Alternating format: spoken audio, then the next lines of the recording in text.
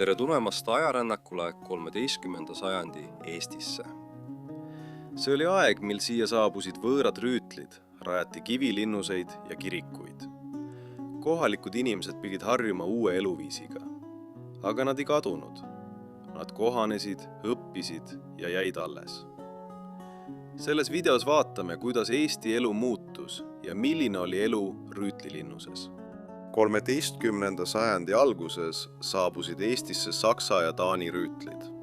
Nad vallutasid maa ja jagasid selle omavahel. Kohalikud rahvad kaotasid sõja, kuid nad ei jäänud päris õigusteta. Alistumislepingutes kirjutati, et eestlased võivad jääda vabaks rahvaks. Meil säilis oma maa ja mitmed vabadused, kuid tuli maksta makse ja osaleda uute isandate sõjakäikudes. Põhja-Eesti kuulus Taani kuningale, lõuna- ja läänealad Saksa ordule. Piiskopid valitsesid Tartu ja Haapsalu ümbruses. Eesti jagati mitmeks väikeriigiks.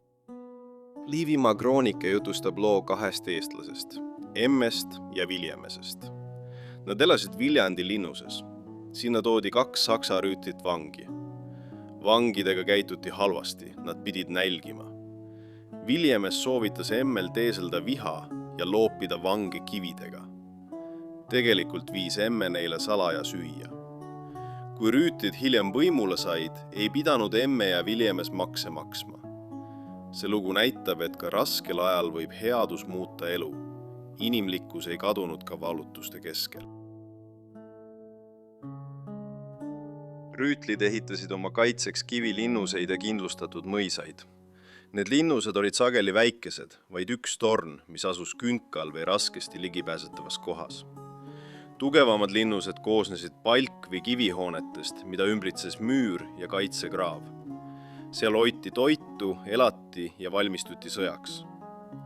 Vaesematel rüütlitel polnud oma linnust. Nemad elasid rikkamate juures ja moodustasid nende kaaskonna. Linnus oli mitte ainult kaitsekoht, vaid ka kodu ja tööpaik.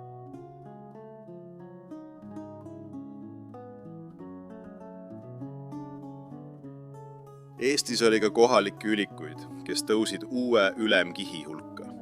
Üks tuntumaid oli Loode suguvõsa.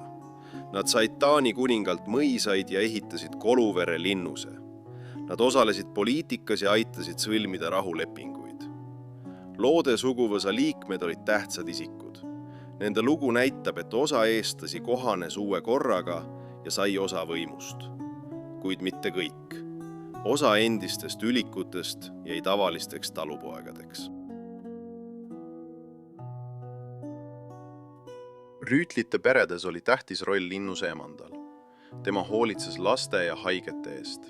Ta võttis vastu külalisi ja juhtis majapidamist, kui rüütel oli sõjas. Tüdrukuid õpetati juba väiksena käsitööd, laulmist, pillimängu ja häid kombeid. Mõned õppisid ka lugema, kuid vähesed oskasid kirjutada. Linnuse emand oli kodus tähtis inimene. Ta ei osalenud poliitikas ega usuküsimustes, kuid tema otsused mõjutasid igapäevaelu. Pärast vallutusi sai peamiseks usundiks kristlus. Hakati ehitama kivikirikuid. Kirikud olid suured ja tugevad hooned. Nad pidid vastu pidama ka vaenlase rünnakutele. Kirikutesse kogunesid inimesed palvetama, aga ka varjule. Ehitus kestis sageli kaua, mõnikord aastakümneid. Vanim säilinud kivikirik Eestis on Valjala kirik Saaremaal. Kirikud olid mitte ainult usukohad, vaid ka kogukonna keskused.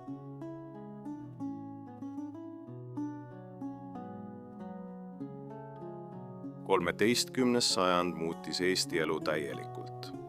Siia tulid uued valitsejad, rajati linnuseid ja kirikuid. Kuid ka eestlased ise mängisid olulist rolli. Nad kohanesid, õppisid uusi kombeid ja keelt. Mõned tõusid võimule, teised jäid lihtsaks rahvaks. Ajalugu ei ole ainult vallutused. See on ka inimeste lood, valikud ja muutused.